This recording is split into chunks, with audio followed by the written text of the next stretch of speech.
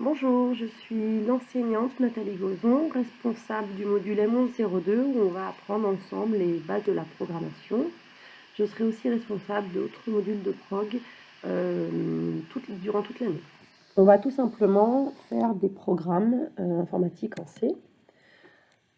Tout d'abord, plutôt en parallèle, en mode console. Donc mode console, ça signifie quoi? Ça signifie qu'on aura des sorties comme ceci, c'est-à-dire noir et blanc, très basique, donc des interfaces très peu poussées.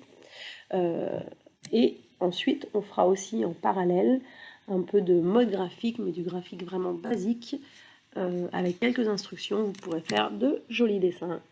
Voilà, voilà. Alors, en fait, pourquoi on a choisi le langage C? Tout simplement, pour débuter, c'est un langage relativement simple, procédural, c'est-à-dire qu'on va voir les bases de la programmation avant même de voir tout ce qui est programmation, objet, événementiel, etc. etc. Donc, ça reste très simple, c'est très compact, donc ça c'est avantage, inconvénient. Compact signifie aussi du coup qu'il y a peu de fonctions. Donc comme il y aura peu de fonctions et peu d'opérateurs, il y a moins de recherche à faire et moins d'apprentissage dans un premier temps. Mais on peut aussi moins faire de choses évoluer. Aussi pour prendre de bonnes habitudes, car c'est un langage qui est quand même non permissif, on va dire, c'est-à-dire qui vous oblige vraiment à prendre de bonnes habitudes, encore que c'est pas non plus le plus exigeant, mais c'est un entre-deux. Et du coup, ça va vous donner de bonnes habitudes. Il est compilé avant d'exécuter, ce qui veut dire que ça va vous forcer à être patient. C'est fortement typé, donc ça va vous forcer à être rigoureux. Voilà une petite citation, juste pour revenir sur le fait que la rigueur est très importante, surtout en programmation. La rigueur vient toujours à bout de l'obstacle, hein, petite citation de Léonard de Vinci. Pour être flexible aussi, alors pourquoi flexible? Dans le sens où vous verrez, il a une syntaxe qui est très proche du PHP, du C# et du Java. Et ce sont des langages qu'on va aussi étudier par la suite. Donc on a trouvé ça plus simple pour vous d'avoir des langages très proches et donc pouvoir passer d'un langage à l'autre sans se soucier de la parenthèse du point-virgule, puisque ce sera à peu près similaire partout. Et aussi pour approcher un incontournable, parce qu'effectivement, le C, c'est un des premiers langages créé en 1978, qui a été revu avec plein de normes depuis, mais qui est très ancien. Par contre, on verra qu'une petite approche, on n'ira pas plus loin dans ces méandres qui sont parfois un peu plus complexes, comme tout ce qui est allocation dynamique de mémoire, et qui en font par contre encore un de ses avantages. Mais ce sera à poursuivre si vous désirez par la suite, car c'est une notion plus avancée. Alors, comment va-t-on faire ces programmes? Avec les bases de l'algorithmie, traduites en langage C. Donc, on va voir les notions de variables, instructions de base, les affectations. On va voir la notion de test, la notion de répétition et la notion de fonction. Voilà, donc ça reste vraiment basique. En quoi il est important ce module? Parce que c'est la base pour tous les autres modules de prog. Ici, j'ai fait un petit diagramme pour vous montrer que le M1102, le C, donc à la fin, s'enchaîne le M1103 en PHP, qui s'appuie donc sur les principes qu'on aura vus en C. Et ensuite, au second semestre, vous continuerez le PHP et en parallèle, vous ferez aussi de la programmation avec le C#. Donc on va dire que si on loupe la première brique, c'est compliqué de se rattraper. C'est pas infaisable, mais c'est compliqué. Avec des bases bien solides, c'est toujours plus sûr. Pendant combien de temps? C'est un module relativement court dans le temps. On a 4 premières semaines où on voit les choses de base, et puis une première épreuve papier pour vous situer. Avant ça, vous aurez déjà des QCM en ligne pour savoir à peu près quoi réviser et quoi revoir si ça ne va pas. Vous aurez ensuite des approfondissements sur encore 3 semaines à peu près. Tout ça pour aboutir à une épreuve sur machine.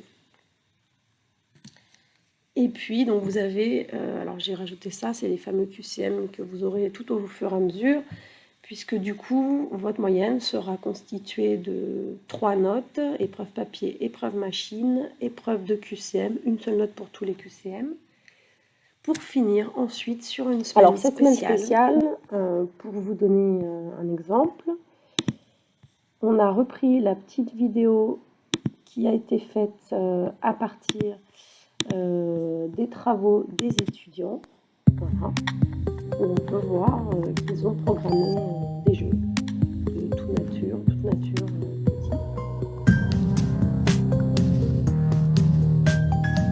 Donc c'est un langage qui est basique, mais du coup, avec un peu de travail sur tout ce qui est graphisme, on peut vite aboutir à des choses sympas et un peu d'imagination. Et là, c'est le premier jeu, un autre jeu bien connu revu, le Pac-Man, un jeu d'astéroïdes, un jeu où il faut sauter de cadavre en cadavre pour sortir du niveau et augmenter le niveau.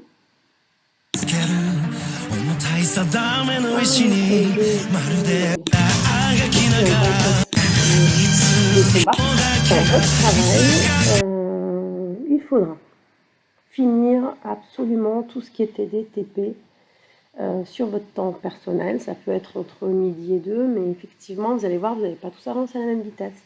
Donc c'est important quand même d'arriver à finir tous les exercices.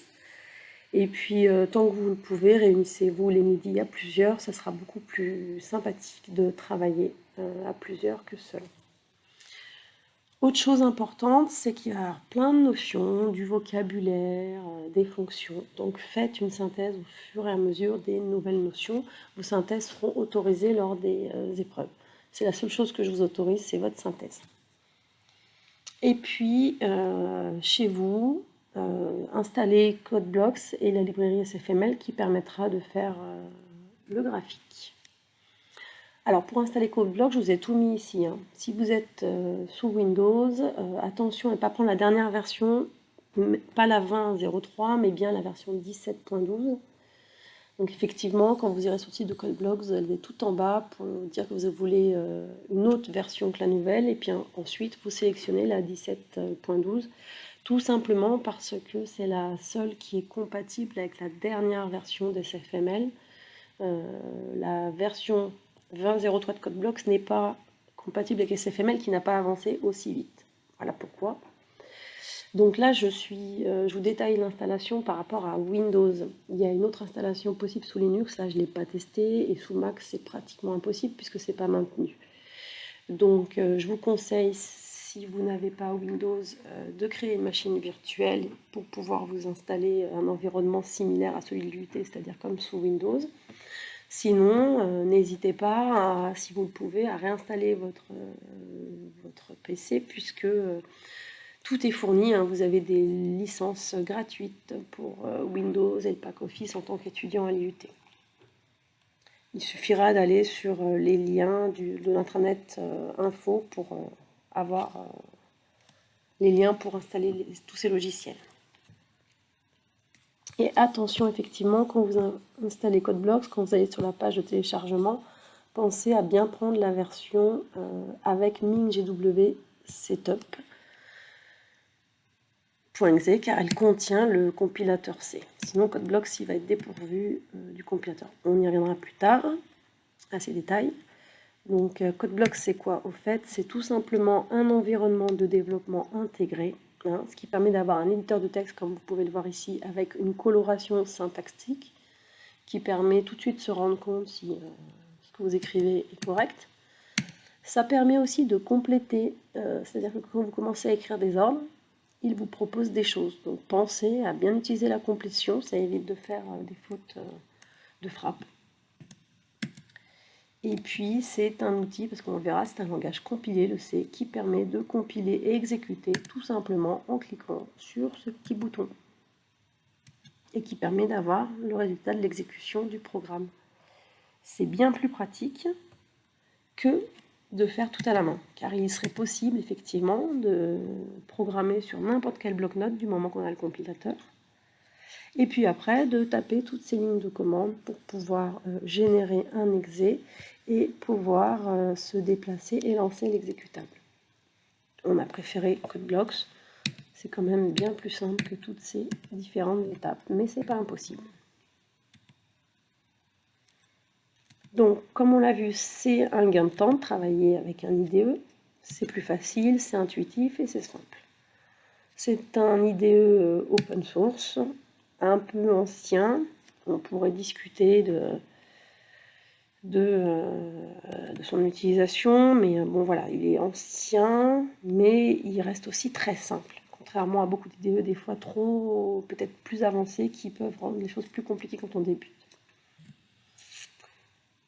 Pensez à faire cette configuration de CodeBlocks, hein, c'est une petite option à décocher ici pour tout simplement ne pas avoir votre texte qui est souligné comme vous pouvez le voir ici, parce que c'est vraiment désagréable.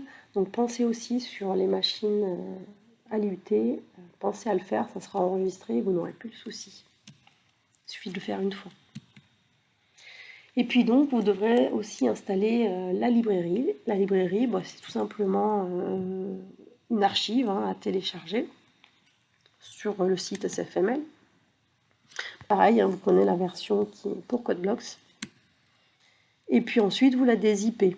Alors pour la dézipper, moi je conseille de la dézipper à l'intérieur de votre répertoire CodeBlocks. Regardez CodeBlocks, vous aurez MinGW déjà de créer si vous avez installé la bonne version. MinGW, c'est ce qui va contenir le compilateur C.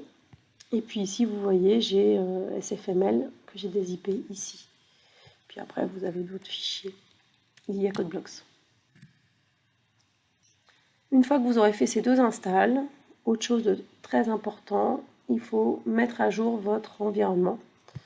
Et plus particulièrement la variable pass. Donc, je ne sais pas si vous la connaissez, c'est la variable que le système scrute dès qu'il doit lancer des programmes. Dès la mise en démarrage.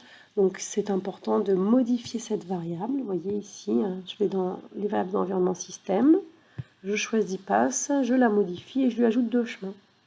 Le chemin vers le répertoire bin de SFML et le chemin bin de MinGW, car tout simplement ces bins contiennent des fichiers DLL qui contiennent les fonctions en fait, que vous allez utiliser pour dessiner ou pour toute instruction, afficher des choses. Donc très important que ces deux répertoires soient indiqués dans le pass. Et une fois que vous aurez fait ça, il faut redémarrer votre machine parce que c'est pris en compte qu'au redémarrage. Voilà pour ce qui est de l'install. Ensuite, on va attaquer du coup le cours en C. Premier pas en C. Alors tout d'abord, on commence par définir ce qu'est un programme. C'est donc un ensemble d'instructions exécutées par un ordinateur, on le voit ici, écrites dans un langage de programmation, le C, mais ça pourrait être en C++, en Python, en PHP, en Java, etc., etc., par un informaticien, donc dans quel but? Dans le but de faire un traitement, de faire des calculs. Le programme, c'est un intermédiaire entre utilisateur et machine. Il permet de communiquer des données afin d'obtenir un résultat. Ici, le programme demande à l'utilisateur son prénom. L'utilisateur communique la donnée au programme. Le programme déclenche un traitement, le calcul d'un chiffre chance, qui lui est rendu après par affichage. Donc là, on voit que l'échange de données se fait via la console, mais il pourrait se faire via une interface graphique ou via des fichiers, tout est possible. Notion de programme et notion d'algorithme, quelle est la différence? Un programme, c'est quoi? C'est un algorithme écrit en langage de programmation. Donc en fait, quand vous faites un programme, vous faites aussi un algorithme. Un algorithme, c'est donc une liste d'instructions pour décrire une série d'actions afin de résoudre un problème donné. Et l'algorithmie, c'est l'art d'écrire des algorithmes. Exemple. Si j'ai un problème donné simple, parce que c'est pour illustrer les diapos et pour débuter, calculer le périmètre d'un rectangle. L'algorithme, c'est une liste d'instructions pour résoudre le calcul. Donc déjà, les premières instructions, ça va être de demander à l'utilisateur d'entrer la largeur, d'entrer la longueur, de récupérer la largeur, de récupérer la longueur, de faire le calcul suivant, largeur plus longueur fois 2, de l'affecter à une variable périmètre afin d'afficher le résultat périmètre. Pour trouver un algorithme, il faut donc, dans un premier temps, repérer les objets utiles pour résoudre le problème. Les objets utiles, c'est les variables qui vont devoir stocker les informations qui arrivent en entrée. Ici, c'est longueur et largeur du rectangle, les données de départ. Et puis, variables aussi qui vont servir soit à des calculs intermédiaires, soit à stocker le résultat final. Ici, on a juste un résultat final, le périmètre, puisque ce n'est pas très complexe. Donc déjà, quand vous pensez algo, quand vous pensez problème, vous pensez variable. De quoi j'ai besoin et que vais-je obtenir? Et ça, ce sont des variables. Ensuite, avant même de programmer, ce qu'il faudrait faire, pour faire les choses correctement, c'est écrire un jeu de test. Un jeu de test, c'est l'ensemble des cas pour être sûr qu'il fonctionne, notre programme. Ici, c'est quelque chose de simple. Il n'y a pas de test, il n'y a pas de boucle. Donc du coup, quand c'est simple comme ça, on n'a qu'un seul jeu de test. Jeu de test, ce serait quoi? Ce serait d'avoir une longueur de 5, une largeur de 2. Et donc le résultat attendu, ce serait donc 14. Voilà. En plus, en faisant le jeu de test, on exécute déjà l'algorithme. Maintenant, il n'y a plus qu'à découper le problème en actions simples. Parce que finalement, souvent, les problèmes, vous savez les résoudre sans aucun souci. Ce que vous avez du mal, des fois, après, en termes de programmation, c'est à découper chacune des actions pour arriver à la résolution du problème. Donc, il faut aller au plus simple. On demande la longueur, on retient la longueur. On demande la largeur, on retient la largeur. On calcule, on retient le résultat et on annonce le résultat. Cet algorithme, il peut être écrit en pseudocode. Ça ressemble à ça. C'est très proche du français, mais ça commence à mettre quelques formes par rapport à un programme. D'accord ? Ce pseudocode, on peut le retrouver dans des livres, dans certains sites. Maintenant, on a décidé, nous, de passer directement au langage C. Tout simplement parce que le pseudocode, c'est déjà plus ancien et c'était très utile quand on n'avait pas des machines tout le temps sous la main, ce qui n'était pas le cas avant. Donc ça permettait de travailler déjà sur le programme, sur l'algorithme, en écrivant les grandes lignes avant de le traduire le jour J et de le compiler. Maintenant, tout a évolué, on a tous une machine, donc on trouve que c'est perdre moins de temps et se mélanger encore moins les pinceaux que de passer directement au langage qui est bien sûr un peu plus rigoureux et un peu plus spécifique. Donc ça, ce sont les mêmes ordres que tout à l'heure. On déclare la longueur, la largeur, le périmètre. On demande la longueur, on récupère la longueur. On demande la largeur, on récupère la largeur. On fait le calcul et puis on communique, on affiche le périmètre. Ensuite, une fois qu'on a écrit un programme, ce qui est surtout très important, première étape qu'on va voir, c'est la compilation. Et deuxième étape très importante, c'est d'exécuter avec le jeu de test qu'on a prévu. Donc là, il n'y en a qu'un, c'est simple. L'idée, c'est de lancer le programme, de lui passer 5 et 2 et de voir effectivement si on obtient bien 14.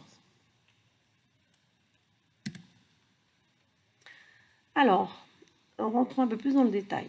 Donc on a parlé de programme, d'instructions. Alors c'est quoi ces instructions? Ici, on voit que pour l'instant, on en a de 4 sortes. On a les déclarations des variables, On a des appels à des fonctions, printf, scanf, on a des affectations et on a des opérations, ici qu'on peut voir. D'accord? C'était le petit programme du début avec le chiffre 100 ici, qui permet de créer un nombre aléatoire à partir du nombre de lettres qu'il y a dans le prénom. Puis tout à l'heure, je vous parle de la compilation, qu'on va compiler. Alors, qu'est-ce que cela signifie-t-il? Tout simplement, c'est que le C est un langage compilé.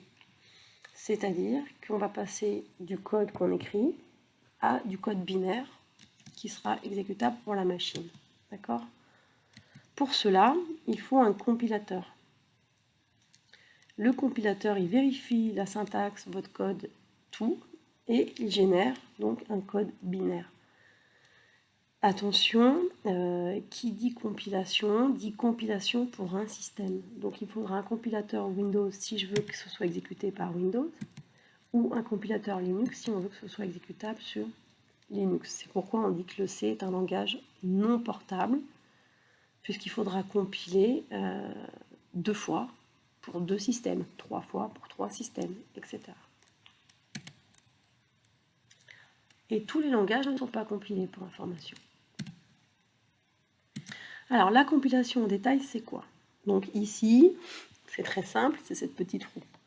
En ligne de commande, ce serait lancer GCC avec des paramètres. Dans la compilation, il y a plusieurs étapes. Il y a une pré-compilation. Déjà, je ne sais pas si vous avez remarqué, les premières instructions, c'est des dièses. Donc ça va être remplacé par d'autres bouts de code. Ensuite, ça va être compilé, c'est-à-dire vérifier si vous avez bien mis le point-virgule, si vous avez bien fermé la parenthèse, si vous avez bien fermé des guillemets. Si c'est pas OK, vous avez des messages d'erreur qui s'affichent. Si c'est OK, dans ce cas-là, tout votre code est lié aux fameuses DLL. Vous vous rappelez tout à l'heure, j'en ai parlé des DLL. DLL, c'est là où il y a déjà les fonctions C que vous utilisez, printf, scanf, pour dessiner des rectangles, qui vont être liés donc à votre code. Tout ça pour générer au final donc du code binaire exécutable.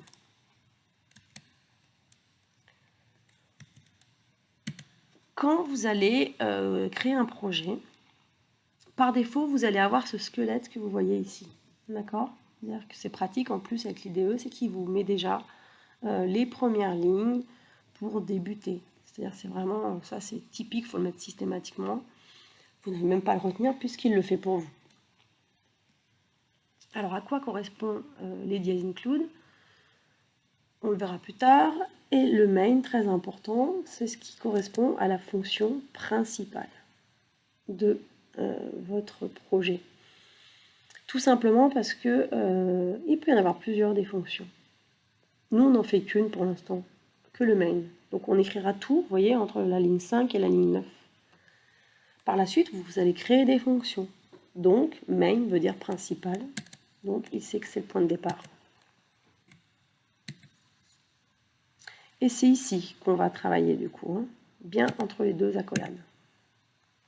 Le return 0, il est là pour éventuellement renvoyer un code erreur. 0 signifie qu'il n'y a pas d'erreur. Pour l'instant, on fait des choses simples, ça sera return 0 systématiquement. Et par défaut, sous CodeBlocks, vous verrez que le fichier du projet s'appelle toujours main.c. Démo. Donc, petite démo, si je démarre CodeBlocks,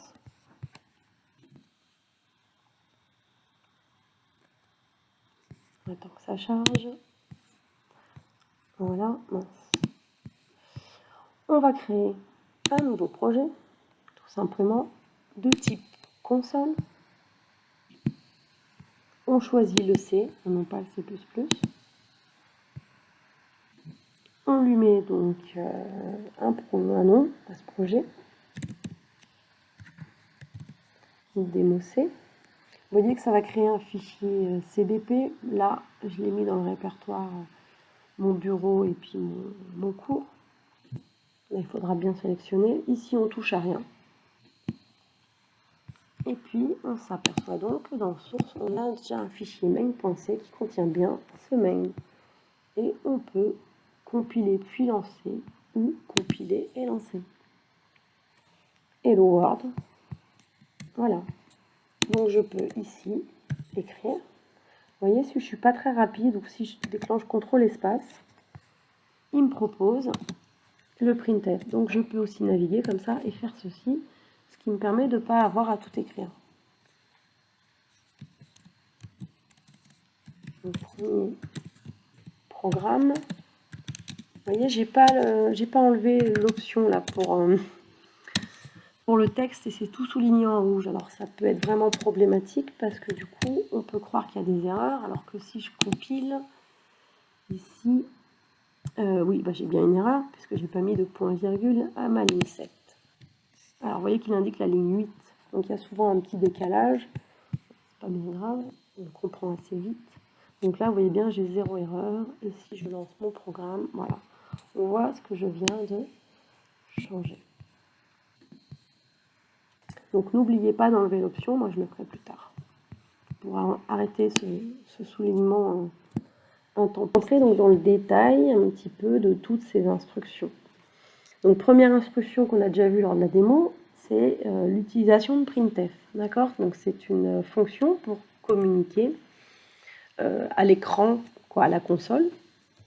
Donc ça permet de communiquer du programme vers l'utilisateur. D'accord? C'est ce qu'on a déjà pu voir. Qu'est-ce qu'il faut remarquer? Qu'est-ce qui est important de comprendre? C'est que c'est une fonction de sortie, d'output, puisqu'elle affiche des choses en sortie pour l'utilisateur. Et c'est une fonction qui existe dans les fameuses librairies. Donc là, c'est la librairie standard. C'est pour ça qu'on voit std comme standard, io comme input-output, entrée-sortie. Donc en fait, ça, c'est des liens vers des fichiers qui définissent l'utilisation d'une printf. Donc en mettant le lien, lui, à la compilation, il va vérifier que le printf, on l'a utilisé conformément à ce qui est écrit dans le fichier stdio.h. Ce sont des fichiers qui sont fournis dès lors que vous avez bien installé dans le répertoire include. Vous voyez ici, stdio.h, je ne mens pas, il existe bien, et on peut regarder vite fait avec quoi on va l'ouvrir, peut-être avec bloc-notes pour pas tout casser. Donc il y a plein de choses dedans, dont si vous regardez, il doit y avoir la fonction printf qui doit être définie à différents endroits. Donc c'est une écriture un peu particulière dans laquelle on ne va pas rentrer, mais ça permet en tout cas au compilateur de vérifier ce que vous avez écrit, vérifier que c'est en adéquation avec ce qu'il y a dans ce fichier. Donc voilà. Donc ces liens, ils sont automatiques puisqu'en plus ils sont déjà écrits dès lors que vous faites le projet. Donc c'est une fonction pour communiquer en mode console. Vous remarquerez que tout le texte est entouré de guillemets. Et le texte est aussi entouré de parenthèses. Et toute l'instruction est ponctuée d'un point-virgule. 3 lignes, 3 printf, 3 points-virgule. Il faut savoir que le texte qui est entre guillemets n'est pas étudié par le compilateur. Ça reste du pur texte. Excepté lorsqu'on met parfois un anti-slash. Le anti-slash n sert à faire un saut de ligne. Exemple ici, j'ai 3 phrases et j'ai 3 anti-slash n, ce qui permet de faire 3 sauts de ligne. Si je ne les mets pas, je n'aurai qu'une seule ligne où tout sera collé.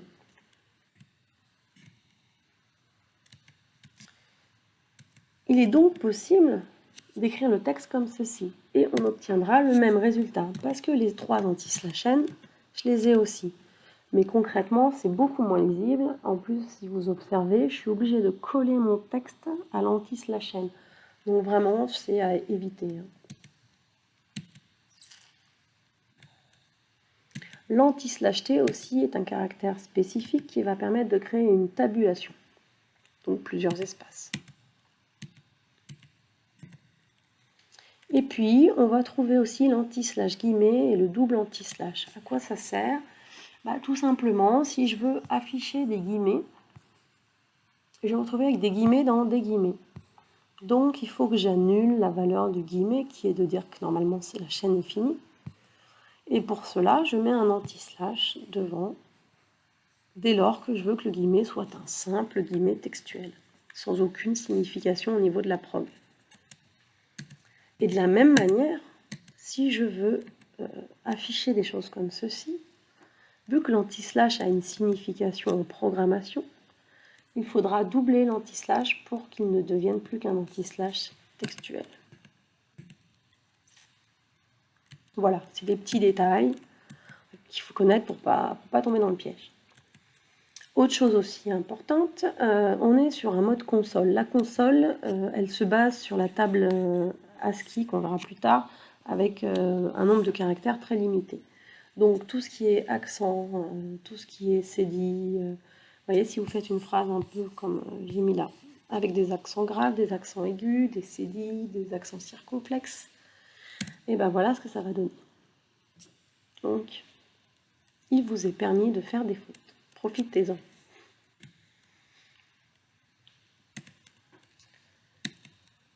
Le double slash, c'est aussi un caractère spécifique pour dire qu'on va faire des commentaires.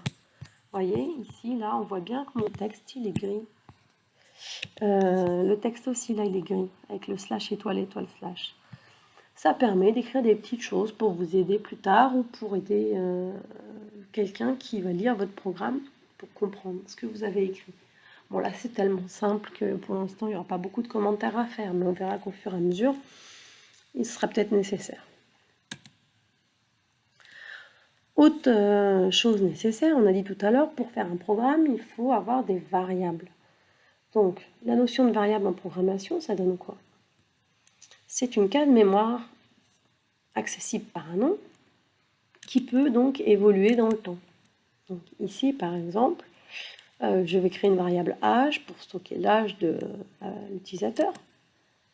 Et donc, dans cette case mémoire, je vais pouvoir mettre un numérique. Il faut savoir que les variables, pour les utiliser, il faut les déclarer. C'est-à-dire déjà trouver un nom explicite. Attention, on oublie X, Y, Z. On ne met pas A pour âge, on met un nom explicite. Il faudra juste éviter les accents, les espaces et les caractères spéciaux. Il faut définir son type. Est-ce que c'est une variable pour stocker un entier, un réel? Est-ce que c'est pour stocker un prénom? Voilà, il faut définir sa case pour savoir si l'emplacement mémoire doit être petit ou grand. C'est surtout pour ça. Exemple ici, je déclare âge comme étant un entier. Du coup, ça me crée un certain emplacement réservé dans la mémoire. De manière générale, on met le type et après le nom de la variable. On préférera déclarer les variables en début de programme, puisque normalement, si vous avez suivi les étapes, quand on écrit un programme, on commence déjà par, avant même d'écrire le programme, on a déjà listé les variables et on a même fait le jeu de test. Donc je sais là pour le calcul de mon périmètre que j'avais besoin de 3 variables, longueur, largeur, périmètre. J'ai choisi de les définir comme étant des floats, c'est-à-dire des réels. C'est-à-dire que quand on ne sait pas, plutôt que mettre du int, il vaut mieux mettre du float. Ça peut contenir beaucoup plus que du simple int. Ensuite, une variable, une fois qu'elle a été déclarée, elle peut être affectée. Affectée, ça signifie quoi? Ça signifie qu'on va mettre une valeur dedans. Alors pour faire ça, on peut mettre le égal. Vous voyez ici, je me dis que je vais mettre 2 dans largeur. On peut aussi utiliser la fonction scanf qu'on verra après, ou on peut utiliser aussi une expression, un calcul, comme ici périmètre, je l'affecte avec un calcul. La première affectation, on appelle ça une initialisation. Il y a un peu de vocabulaire à retenir. Cette fameuse fonction scanf, très importante, c'est pour communiquer dans l'autre sens. Cette fois, c'est pour que l'utilisateur communique des informations vers le programme. Exemple ici, quand je fais printf ton âge, c'est pour poser la question. Donc là, je communique du programme vers l'utilisateur. Et avec le scanf, le programme récupère l'information saisie par l'utilisateur et va le stocker dans âge.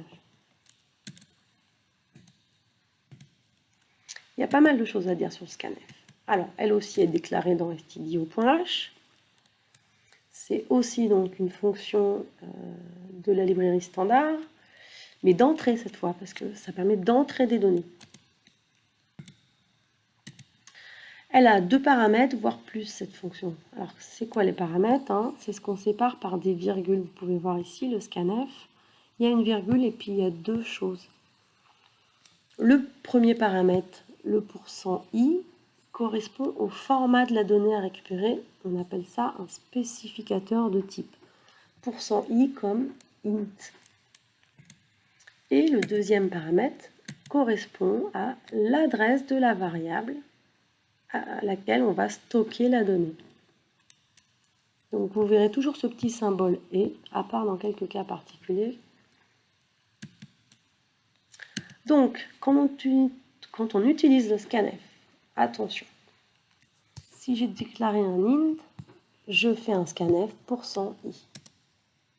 Si j'ai déclaré un float, je ferai un scanf %f. On remarque que le spécificateur correspond souvent à la première lettre, mais pas toujours, attention.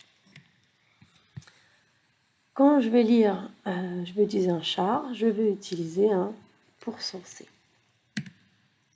Mais attention, pour le char, on va aussi utiliser une fonction supplémentaire, le fflush stdin. C'est particulier, on va voir rapidement ici, je vais essayer de vous expliquer à quoi ça correspond et pourquoi on doit le faire. Ce qu'il faut comprendre, c'est que l'utilisateur, quand il tape sur le clavier, en fait, il remplit un fichier temporaire, ce qu'on appelle le stdi. D'accord, le fichier standard d'entrée. Donc, au fur et à mesure, dès que le programme voit un scanf, il dit « je dois chercher quelque chose dans le stdi ». Donc, si jamais il n'y a rien dedans, l'utilisateur n'a encore rien écrit, c'est simple. Si vous demandez son âge, comme il n'y a rien dans le stdin, si c'est la première instruction, que va faire le programme, le scanf? Il va aller voir ce fichier. Il n'y a rien, donc il attend. Donc, tant que l'utilisateur n'écrit rien, il attend le programme. Donc l'utilisateur sera forcé de rentrer son âge. D'accord? Quand il rentre son âge, il tape le 2, le 0 et Enter. Donc le scanf, lui, comme il sait qu'il cherche un entier, il va récupérer tout ce qui correspond à un entier. Donc il va récupérer le 2, le 0 et il s'arrête là. Il s'arrête à un caractère de type entrée, espace, tabulation. Et lorsqu'on va demander une deuxième information, donc le genre de l'utilisateur, par exemple, là on va chercher un caractère. Le problème, c'est qu'il reste ce fameux enter dans le stdin. Et le enter, c'est un caractère. Donc du coup, il va se servir de enter pour renseigner la deuxième variable et il ne va pas attendre la saisie de l'utilisateur et ça va faire du coup un bug. Exemple, en démo pour être vraiment parlant. Donc, si j'attends ici, alors ça aurait été bien avant de poser une question, printf ton nom, par exemple. Non, on va mettre plus simple, ton âge. Alors, il faudrait que j'ai déclaré ici âge. Voilà, et puis on a dit qu'on allait demander aussi son sexe, savoir si c'était masculin ou féminin. Donc ici, pour lire un entier, on a dit, je vais zoomer un peu, qu'on utilisait le %i et qu'après on mettait et âge, pour mettre ça dans l'âge. Si de la même manière, je demande cette fois ton genre, F pour féminin sans accent, hein, vous l'aurez bien compris. Et M pour masculin. Ou A pour autre. Allez hop. Et bah du coup ici, donc on a dit que c'était pas 1% I, c'était 1% C. Là on va mettre sexe parce que S c'est pas parlant, on a dit fait que ce soit explicite. Voilà, donc j'ai bien tout fait. Là j'ai pas mis le F flush, hein. Donc on va voir ce qui se passe. Donc je sauvegarde, je compile, je n'oublie pas les points-virgules, voilà. Je n'oublie pas les points-virgules. Voilà, donc là, le scanf, il trouve rien, puisqu'on n'a encore rien tapé au clavier. Maintenant, si je tape mon âge, 28, on est d'accord, je tape 2, 8, entrée. Et comme je vous ai prédit tout à l'heure, il n'a pas attendu le programme, il a continué. Il n'a pas attendu qu'on saisisse le genre, parce que on a tapé 2, 8 et Enter, et donc ça plante.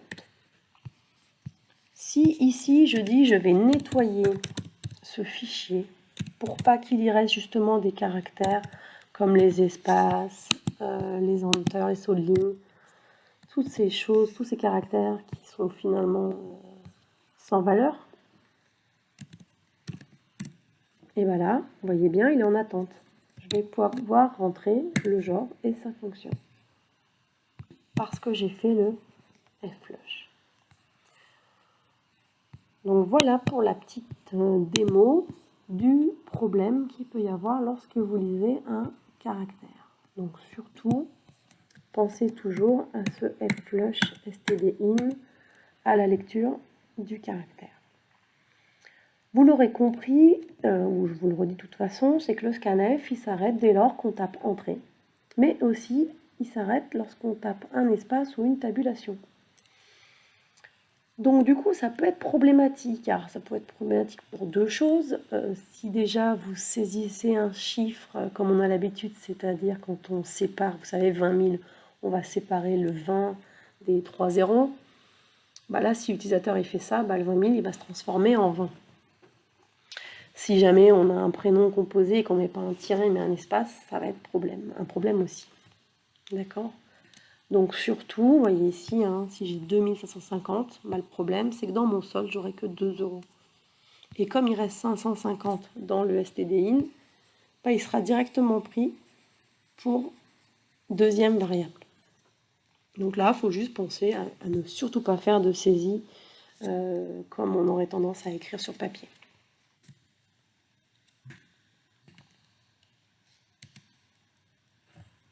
Voilà, le premier scanf, il prend le 2, et le deuxième scanf, le deuxième bloc 550. La solution, bah, c'est d'éviter les espaces. On peut, avec le scanf, par exemple, si je veux entrer une date de naissance, ce serait un peu lourd de demander le jour, le mois, l'année. Donc on peut faire ce genre de choses, préciser le format et récupérer ici en disant que je veux 3 entiers séparés par des slash. Donc c'est possible. Après, ça peut être vite dangereux parce que si l'utilisateur n'a pas compris la consigne, là ça plante. Hein. Alors on pourrait déjouer tous ces risques d'erreur et de plantage, mais vu que on basculera sur des langages après évolués avec des formulaires et des zones de saisie prévues pour, on va pas trop s'y attarder, c'est pas nécessaire. De la même manière qu'on peut récupérer plusieurs variables, on peut afficher aussi plusieurs variables. Exemple ici, je demande l'âge de la personne, je récupère dans l'âge, et puis je le réaffiche. C'est top d'avoir par exemple 20 ans. Donc, pour introduire une variable au sein d'un texte, on va utiliser encore ce %i qui sera remplacé par la variable qui est là. Donc là encore, il faudra utiliser le bon spécificateur. Ici, c'est un int, donc je mets 1%i. Ce qui permettra donc d'afficher la variable au sein du texte. Parce que je vous rappelle que le texte, normalement, n'est pas travaillé. Mais là, il le sera parce qu'il y a un %i. Donc, si je veux afficher un âge, je fais un %i. Si je veux afficher un genre, j'affiche avec le spécificateur %c. Là, c'est pour afficher la variable brute, sans texte avant ni après. Hein.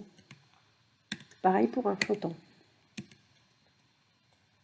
Autre chose pour le flottant, ce qui peut être intéressant, parce qu'on voit ici, un flottant, c'est 6 chiffres après la virgule, donc ça va afficher ce genre de choses. Donc il est possible de couper l'affichage en disant qu'on veut 2 chiffres après la virgule. On peut aussi dire qu'on veut 5 chiffres avant la virgule et 0 après, ce qui ferait ce genre de choses, donc c'est un peu étrange. On décale le 2 de 4 cases puisqu'on en voulait 5. Et on ne met rien derrière puisqu'on a enlevé tout chiffre après la virgule. Ce n'est qu'une histoire d'affichage. Hein. En vrai, ça ne coupe pas le chiffre. Sinon, il faut utiliser des fonctions d'arrondi. Il est possible, donc là on a vu d'afficher une variable, il est possible d'afficher plusieurs variables. Par exemple, si je veux faire un petit résumé, vous avez 20 ans et vous mesurez 1,80 m, et ben, j'introduis autant de spécificateurs que je veux introduire de variables. Le premier spécificateur correspond à la première variable et le deuxième à la deuxième variable.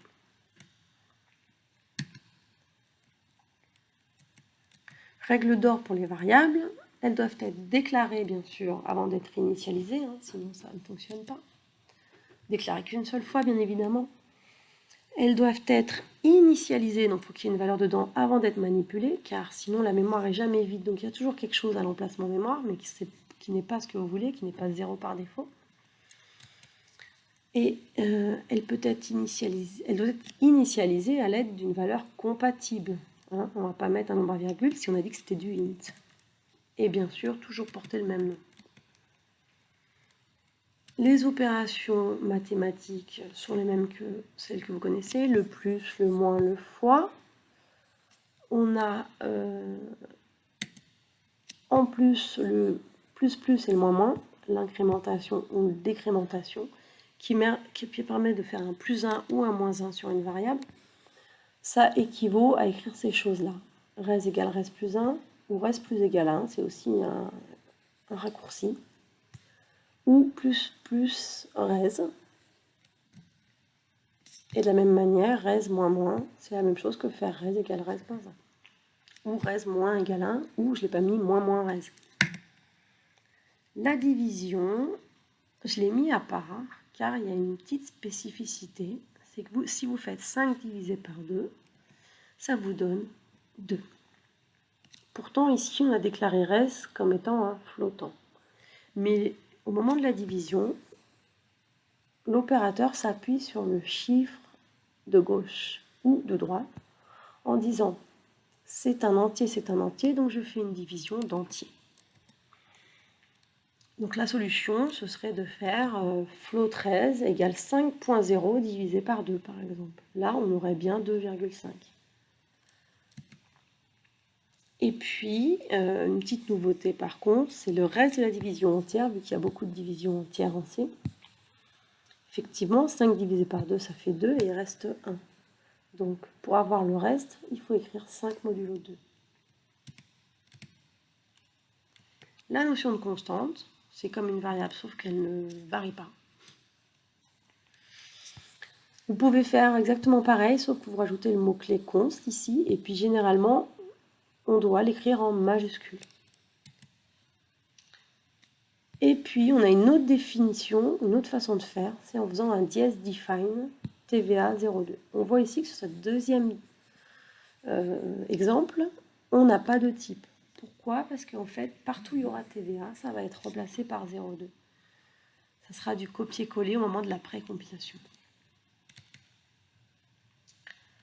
Qui dit variable dit notion de type. Les grands types en général sont lesquels? Vous avez les chaînes de caractères, généralement, les numériques, entiers ou décimaux, ou réels, les caractères. Effectivement, chaîne de caractères et caractères, c'est différent, puisqu'une chaîne de caractères, c'est une suite de caractères. Et puis on a le booléen, est-ce que c'est vrai ou c'est faux? Un type permet de définir déjà la taille de la case mémoire qui sera utilisée par le programme. Donc on peut optimiser un programme en fonction des types qu'on choisit, mais là c'est vraiment pour les pointilleux. Donc effectivement, un booléen sera toujours plus petit qu'une chaîne de caractères, puisque c'est une information vraie ou fausse, 0 ou 1, alors qu'une chaîne de caractères, ça va être une concaténation de caractères. Donc on voit bien qu'en mémoire, ça ne prendra pas la même place selon que c'est un caractère ou plusieurs, par exemple, aussi. Mais la notion de type ne s'arrête pas à ça. Elle permet aussi de définir les opérations qui seront applicables. Par exemple, si j'ai une chaîne de caractères, je vais utiliser des fonctions dédiées aux chaînes de caractères qu'on verra plus tard. Si j'ai des numériques, je vais pouvoir utiliser les opérateurs mathématiques ou de comparaison. Si c'est un caractère, ça dépend du langage. Et si c'est un booléen, je vais pouvoir faire des et ou des ou. Mais revenons plus particulièrement au C. Là, il n'existe que des types numériques. Et oui, parce que tout caractère est considéré avant tout comme un numérique. Selon la table ASCII, on peut voir que le grand A vaut 65, le grand B 66 et ainsi de suite, jusqu'à Z qui vaut 90, le petit A 97, petit B 98, jusqu'à petit Z qui vaut 122. Donc, une chaîne, c'est un ensemble de caractères, donc c'est aussi un ensemble de numériques. Et puis le type booléen, en C, c'est 0 ou 1. Donc du coup, c'est aussi un numérique. Alors après, on aura deux sortes de numériques par contre, les entiers ou les réels, à virgule. Là, je vous ai mis la table ASCII si vous en avez besoin. Bon, un extrait sur les 128 caractères de base, parce que depuis, elle a été étendue. Les types entiers en C, il y en a quand même 3. Le char, qui permet d'avoir des valeurs contenues entre moins 128 et 127. Le short, qui permet d'avoir des valeurs contenues entre moins 32 768 et plus 32 767. Et le int, on voit là, qui a un intervalle encore plus grand. Donc, si on voulait vraiment optimiser, par exemple, on n'utiliserait pas du int à tout va. Pour l'âge, on pourrait déjà utiliser du short qui est bien plus court, voire même du char, mais bon, on n'est pas encore à jouer sur l'allocation de mémoire. Et puis, on voit qu'on peut doubler ces intervalles en mettant le mot-clé unsigned, puisqu'on enlève toute la partie négative et donc on double la partie positive. De la même manière, vous avez aussi les flottants qui sont 6 chiffres après la virgule, les doubles qui ont 15 chiffres après la virgule, les longues doubles qui ont jusqu'à 19 chiffres après la virgule. Donc, bon, tout ça pour dire que le float est déjà bien suffisant généralement.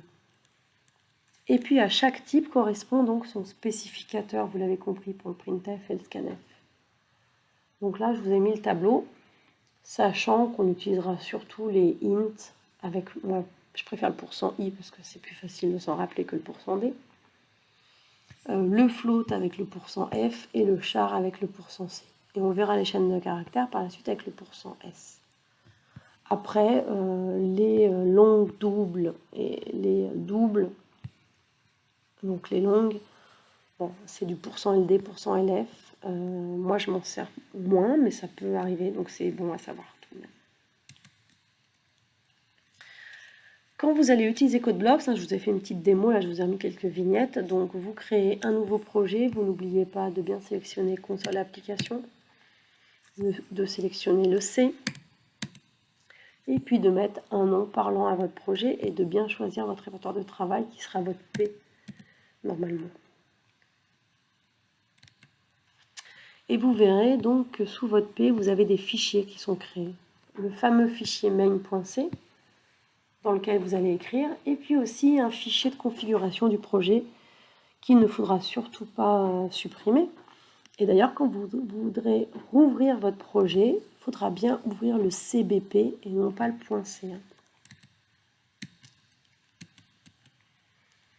Il faut savoir aussi, je ne vous ai pas montré tout à l'heure en démo, qu'on peut exécuter pas à pas un programme.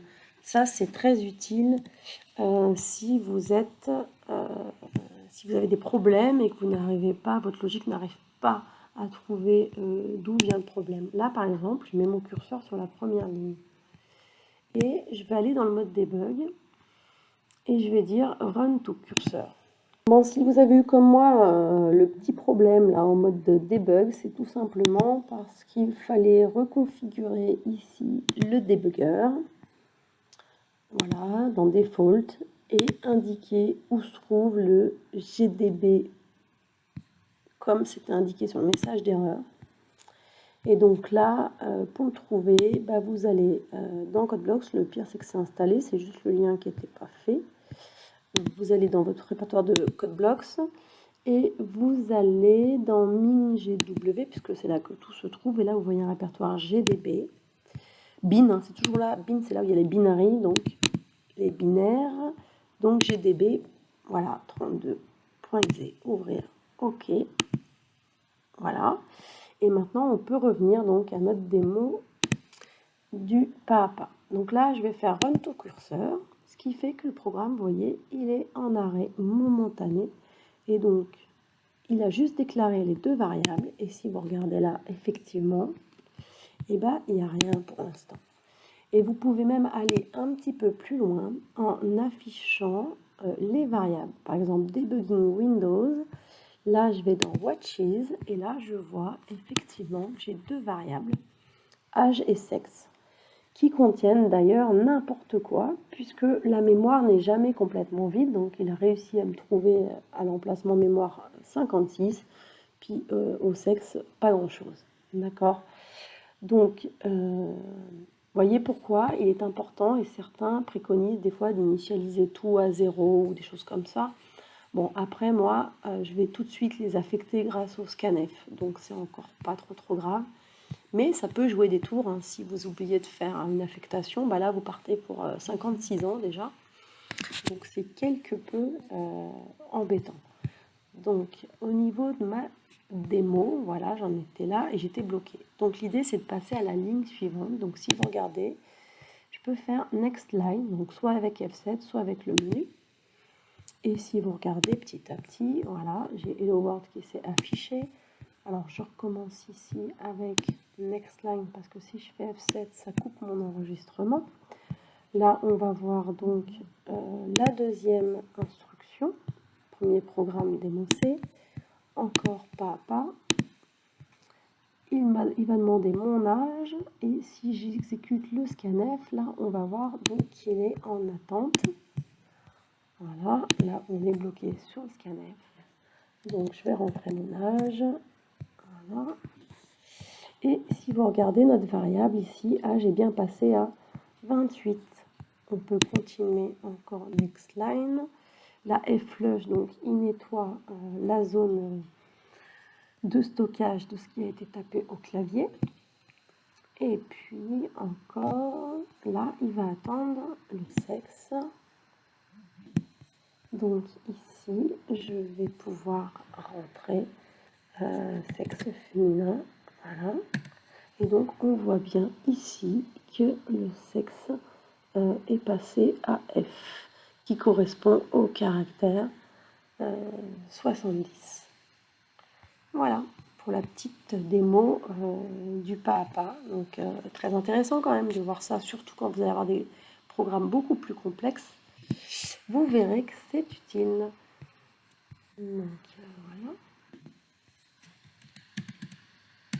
On peut mettre un point d'arrêt ou tout simplement dire aller au curseur, c'est là où on se trouve en fait. Tout ce qu'on vient de dire, il n'y a pas tant de choses à se rappeler. Il y a 10 mots à connaître, peut-être vous les connaissez déjà. Donc il y a la notion de variable et de constante, la notion de jeu de test et validation qui aurait dû arriver avant, la notion de type et spécificateur, hein, ça va ensemble, la notion de déclaration, initialisation et affectation, sachant qu'initialisation c'est la première affectation, la notion de compilation, 3 fonctions à connaître, printf, scanf, flush, et 3 types à connaître, int, flowchart, ça sera déjà pas mal pour débuter, même si on ira un peu plus loin, mais là c'est vraiment le principal. Et puis les 3 spécificateurs qui vont avec, %i, %f et %c. Donc vous voyez, hein, tout est résumé en une diapo.